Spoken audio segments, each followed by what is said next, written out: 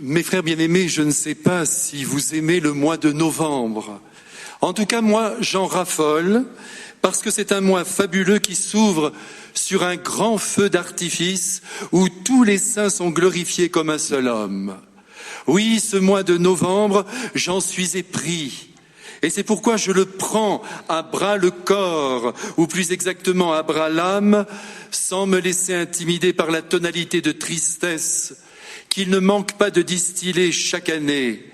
Après le 1er novembre, où parfois le soleil brille, aujourd'hui nous sommes bien servis, il y aura à tous les coups des ciels gris, de la pluie, du vent, et nos morts, surtout nos morts, ensevelis sous des bouquets de chrysanthèmes à la couleur jaunâtre peu heureuse, ou pire encore à la couleur mauve, évoquant le voile qui recouvre à l'église le cercueil de nos chers disparus, comme on les appelle pudiquement. Eh bien non, mes frères, les morts ne disparaissent pas dans la nuit du néant.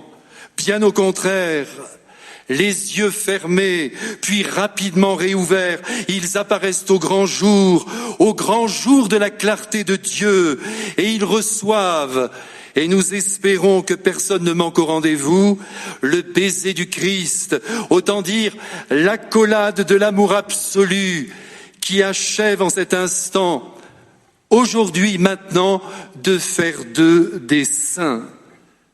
C'est dire que toutes les personnes qui, en ce moment où je vous parle, habitent l'univers de Dieu que l'on appelle le ciel, à cause du Christ qui a indiqué que son Père était aux cieux, notre Père qui est aux cieux, eh bien tous ces petits chanceux qui un jour sont morts et qui maintenant sont plus vivants que jamais, sont à compter sans exception au nombre des saints.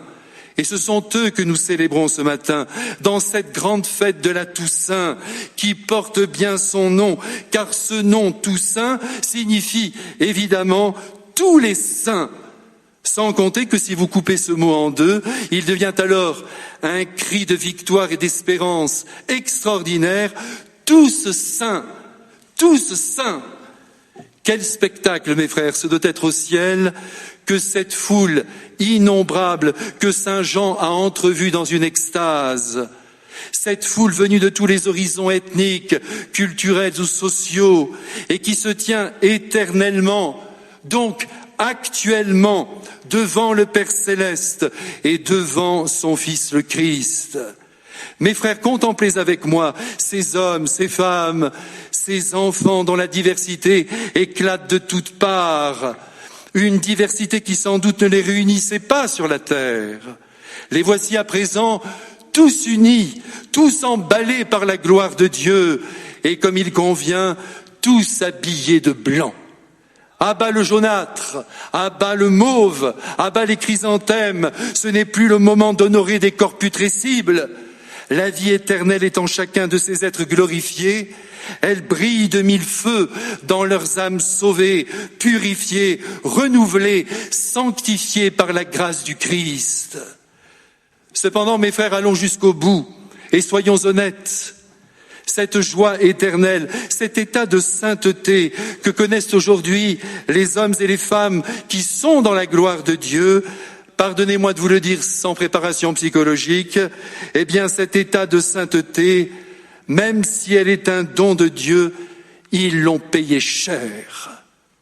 J'en veux pour preuve leurs vêtements blancs, immaculés, irradiés de lumière, et s'ils sont dans cette blancheur, c'est parce qu'ils les ont lavés dans le sang, et pas dans n'importe quel sang, dans le sang de l'agneau immolé qu'est notre Seigneur Jésus-Christ. Ce n'est pas moi qui l'affirme, c'est le Saint-Esprit qui, par la bouche d'un ange, l'a révélé à Saint Jean, l'ami intime du Seigneur, qui, lui, sans doute, n'a pas fait l'étonner en mesurant toutes les épreuves et toutes les persécutions que lui-même et la jeune Église avaient déjà traversées. Ces gens que tu vois là devant tes yeux, lui dit l'ange, leurs vêtements sont étincelants de lumière. Eh bien, je vais te dire pourquoi. C'est parce qu'ils ont cherché à vivre comme le Christ. Ils ont voulu devenir les sosies du Christ. Et pour eux, ça s'est admirablement bien terminé puisqu'un jour, ils ont baigné leurs vêtements dans le sang du Christ en versant leur propre sang. L'image, mes frères, est forte et on la comprend bien, même si elle apparaît un peu illogique. Les vêtements sont devenus blancs en se couvrant de sang. Le rouge créant du blanc. Comment est-ce possible? La réponse, j'oserais dire, coule de source. Quand un corps est vidé de son sang, jusqu'à la dernière goutte, il devient blanc. C'est dire que tous les baptisés que nous sommes, actuellement vivant sur la terre et appelés à la sainteté céleste, nous devons mettre tout notre sang, c'est-à-dire tout notre être, en ce que nous accomplissons. Nous devons user nos vies pour le Saint Évangile qu'il s'agit de répandre sur toute la surface du globe, chacun dans son coin et selon sa vocation, mais tous en vivant à fond ce que la vie exige de nous. J'ai bien dit à fond, jusqu'à devenir blanc. Et oui, ça suffit les grands discours, fussent-ils psycho-religieux, qui prétendent servir la prudence et l'équilibre humain en centrant les êtres sur eux-mêmes, en les obligeant à écouter le battement de leur pouls. Pour ne prendre qu'un seul exemple, et il est lumineux, et il me tient à cœur, Maximilien Kolbe gardait toujours sur lui l'ordonnance de son médecin, qui stipulait qu'il ne devait pas porter de poids, ne pas faire d'efforts, dormir tant d'heures, se reposer dans la journée, et tout ce programme en raison de la tuberculose qui le rongeait. Et assez souvent, surtout devant ses jeunes confrères, ses jeunes frères franciscains, qui l'écoutaient avec passion, avec son petit sourire au coin des lèvres, il sortait son ordonnance, il l'agitait et il disait « Si j'écoutais mon bon médecin, je ne ferais plus rien ». Et comme nous le savons tous, mes frères, Maximilien n'est pas mort de la tuberculose. Et il n'aurait donc servi à rien qu'il se préserve. Et puis, quand je vois certains pères, certaines mères de famille se lever le matin à 5 heures pour préparer les affaires des enfants, le petit déjeuner, habiller les uns et les autres, les conduire à l'école, partir pour le travail, aller les rechercher à l'école à midi, préparer le repas, continuer la journée au milieu des lessives, des soucis et de l'impondérable qui fait que souvent ils ne se couchent pas avant minuit, j'ai honte de nos discours posés qui prêchent l'équilibre, le bien-être personnel, le temps pour soi. Les vrais saints se sont usés à la tâche. Voilà la vérité. Y compris ceux qui, au fond de leur lit de malade ou de paralysé, n'ont pas pu mener une action extérieure. Et c'est ce qui, d'ailleurs, poussa un jour Jean-Paul II à s'écrier « Frères malades, souvenez-vous que vous êtes forts comme Jésus-Christ en croix. » Mes frères, la sainteté exige que l'on aille loin, le plus loin possible, dans le don de nous-mêmes. Je repense aussi à ce dialogue saisissant que l'on trouve dans une œuvre du grand romancier russe Tourgueniev. Écoutez ça comme c'est beau, comme c'est fort, et comme c'est simple à la fois. La femme dit à son mari, « Si nous adoptons cet orphelin, nous n'aurons pas de quoi acheter le sel pour la soupe. » « Eh bien, répondit l'homme, nous la mangerons sans sel, la soupe. » La voilà, mes frères, la sainteté vivante, la sainteté qui œuvre et qui n'est pas redevable à des caractères, au tempérament, que sais-je, à des conditions de vie favorables. N'invoquons aucun motif pour trouver des excuses à notre éventuelle paresse cachée derrière une organisation de vie tranquillote. Et surtout, n'invoquons pas nos limites, nos péchés qui viendraient, paraît-il, nous rendre inaptes au service du Christ. Que ce soit donc bien clair, nous sommes pécheurs et nous resterons pécheurs jusqu'à notre dernier souffle. Nous sommes tous fabriqués avec la même argile et cela n'effraie pas notre Seigneur qui aime à se servir d'instruments imparfaits, conscients surtout de leur imperfection, c'est l'idéal, de manière à ce que personne n'ose jamais se glorifier de sa propre action. C'est d'ailleurs une des constantes observables chez les saints canonisés. Ils n'arrêtent pas toute la journée de se proclamer pécheurs. Ils font certes tout leur possible pour endiguer le médiocre en eux, mais quels que soient les résultats obtenus, ils continuent inlassablement à se comporter en pauvres serviteurs, en marchant sur les routes caillouteuses du monde, appuyés sur les 2 bâtons que sont la grâce du Christ vivant dans les sacrements et la présence de Marie. N'oublions jamais, mes frères bien-aimés, la parole si consolante de Georges Bernanos. La maison de Dieu, disait-il, est une maison d'hommes et non de surhommes. Regardez, mes frères, tous les saints, à commencer par les plus glorieux. Ils restent de pauvres humains, faits de chair et d'esprit, donc un ramassis de faiblesse et de grandeur.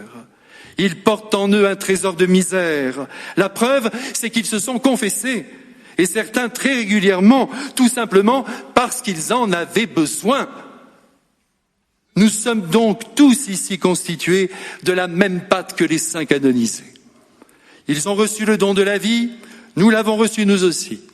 Ils ont reçu le baptême et la confirmation, nous avons reçu ces 2 sacrements. Ils ont communié au corps sacré de Jésus, nous communions au corps sacré de Jésus. Ils ont écouté la voix de Dieu dans la Sainte Écriture, nous écoutons le Saint Évangile au moins chaque dimanche au cours de la messe.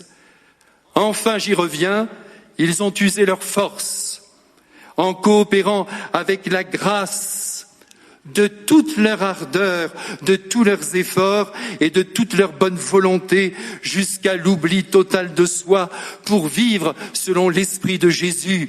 Que dis-je? Pour vivre comme Jésus, le modèle unique selon la magnifique formule de Charles de Foucauld. Oui, tous les saints canonisés que l'Église flanque devant nos yeux pour secouer notre torpeur ont en commun, au-delà de toutes leurs différences, vous pouvez les faire défiler les uns après les autres, vous verrez qu'ils ont en commun d'avoir usé leur force, en mettant en valeur leurs dons, leur charisme, chacun dans leur vocation propre. Au fond, ils ont fait se rencontrer leur bonne volonté avec la force de Dieu. Mais attention, je n'ai pas dit leur force avec la force de Dieu, mais leur bonne volonté avec la force de Dieu. Tout est là, mes frères, en matière de sainteté. Dans cette coopération entre l'homme et Dieu notre Père, vécu dans le don de soi le plus absolu, encore une fois, chacun dans son registre et son originalité, mais avec niaque, vaillance et courage. Tenez, le pape Jean-Paul Ier, on n'en parle pas assez de celui-là, vous verrez, il sera un jour canonisé. Eh bien, il raconte qu'en lisant les manuscrits autobiographiques de la petite Thérèse, il fut frappé par l'immense courage dont elle fit preuve pendant sa maladie, alors que lui, déjà prêtre, tremblait quand il devait se rendre à l'hôpital pour se faire soigner. Alors un beau jour, il se dit, « Tu es prêtre, réveille-toi, ne fais pas l'idiot. » Eh bien aujourd'hui, mes frères, en cette belle fête de la Toussaint, j'imagine sans crainte de me tromper que nos anges gardiens, et à chacun le sien, murmurent à nos oreilles, « Allez, tu es baptisé, réveille-toi, ne fais pas l'idiot. C'est bien beau d'honorer tous les saints du ciel, mais encore faut-il que toi tu le deviennes aussi. Et ne me réponds surtout pas, mais avec ce que je suis, avec ma misère, ce n'est pas possible. Arrête, dit l'ange. Garde ta fausse humilité et écoute bien ce que je vais te dire. À partir d'aujourd'hui, ne pars pas de tes petites idées pour construire ta vie. La sainteté commence non par l'évaluation de ce que tu es, mais du Christ, ton maître. Pars donc de lui et de son exemple. Regarde-le vivre, observe ses gestes, sa manière de penser, sa manière d'être et de faire. Sois attentif à ses paroles, n'en perds aucune. Retiens-les par cœur si tu le peux et fais-les glisser dans ton esprit pour qu'elles se substituent à tes pensées qui ne vont pas très loin et qui travaillent toujours pour ta pomme. Et puis, je t'en supplie, dit l'ange, cherche à mettre de l'amour partout, dans tes pensées, dans tes gestes, dans tes jugements surtout. Partout, tu as compris? Partout. Aussi, vois comment tu pourrais rendre plus heureux ta femme, ton mari, tes enfants, tes amis, et jusqu'à l'inconnu que tu croises. Ainsi tu deviendras saint.